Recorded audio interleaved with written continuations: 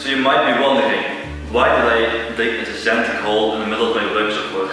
Well, the answer to the question is that I just bought a power hammer, which has been my dream for a couple of days now since I started blacksmithing, and this thing is really gonna improve my production. Especially since I don't need a strike every time to make something like a hammer or an axe, and it's definitely gonna open up all those possibilities like making Damascus steel, making really big things, and doing a lot of heavy forging.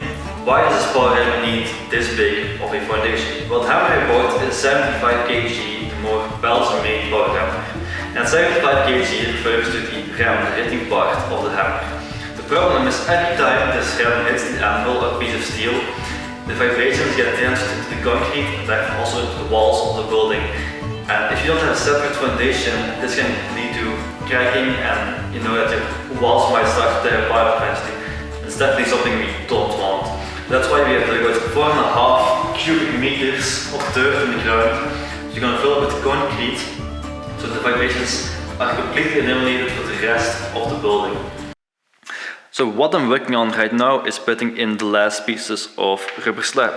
Now these rubbers are so that the new foundation cannot adhere to the old foundation, and therefore we will have no vibrations getting transferred into the old foundation. Now we have one more to go, the one on this side, and then we're done.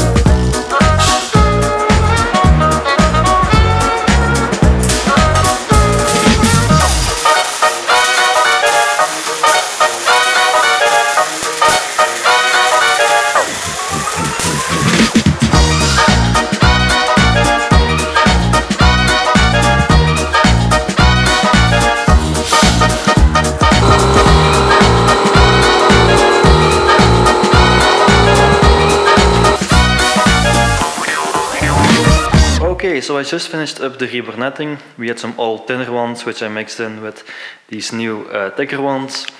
I also measured the holes on the power hammer because we're going to chemically anchor it into the ground, which means we have to drill holes, of course, but if the rebar is just in that spot, we can't drill there. So everything checks out now and we can start casting pretty soon.